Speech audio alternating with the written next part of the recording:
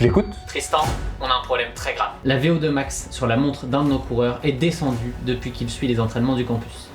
Il est à deux doigts de tout quitter, il a perdu le goût à la vie. J'espère que vous avez une solution pour lui redonner un peu d'espoir. Encore un coureur qui est prêt à tout foutre en l'air pour des chiffres sur une montre. Oh Nico. Bah oui, j'active le code rouge, oui. Foutu data.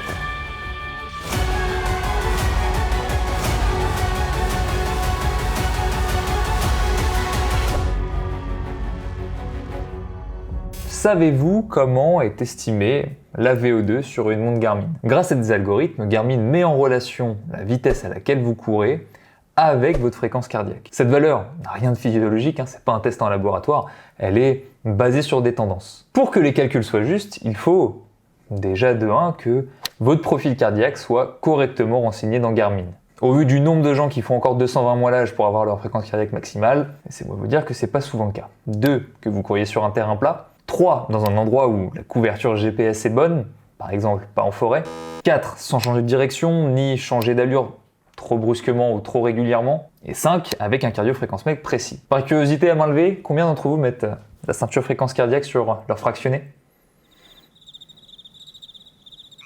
Bref, là où je veux en venir, c'est que pour que l'algorithme fonctionne correctement, ce qu'il arrive à faire parfois, il faut quand même aligner pas mal de planètes. Et si parfois il n'y parvient pas, c'est parce que cet algorithme a 2 limites. La première est une limite liée à la méthode d'entraînement. Garmin par exemple conçoit mal la méthode d'entraînement polarisée que nous utilisons sur une partie des plans campus. L'endurance fondamentale est une allure avec beaucoup de variations d'un jour sur l'autre, et c'est une vitesse ou une intensité qui est trop faible pour être pertinent dans leurs calculs. Par exemple, si vous venez de commencer à utiliser l'endurance fondamentale parce que vous venez d'arriver sur campus, bienvenue, eh bien c'est normal que dans un premier temps votre montre puisse devenir incertaine et que la VO2 dont vous aviez l'habitude diminue. La seconde limite est liée au lieu et au type d'entraînement. Toujours là Nico?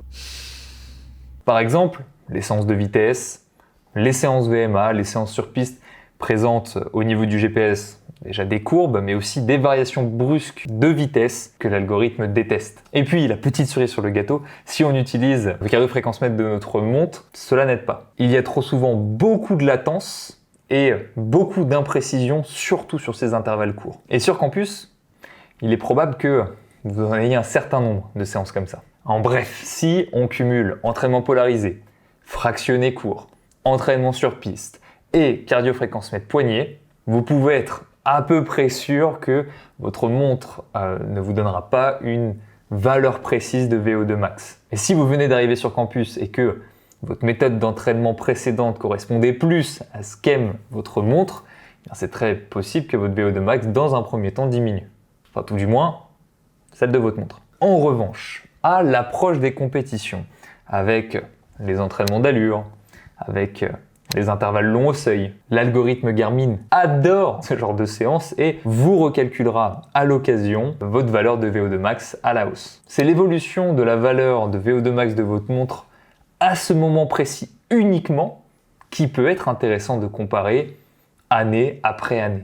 Même si, on va pas se mentir, l'évolution de vos chronos en compétition est quand même le juge de paix et sera bien plus fiable pour mesurer votre progression. Parce que n'oubliez jamais, on vous entraîne efficacement pour que vous progressiez. On ne vous entraîne pas pour faire plaisir à votre montre et pour faire plaisir aux algorithmes.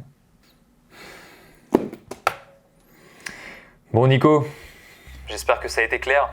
Entendu Tristan. Je vais lui transmettre que cette valeur n'est pas toujours pertinente. Si le chiffre baisse, ça peut être dû au type de séance effectuée. Comme tu le dis, le plus important c'est de progresser dans la vraie vie, pas dans sa montre. Oui, on peut toujours rêver Nico.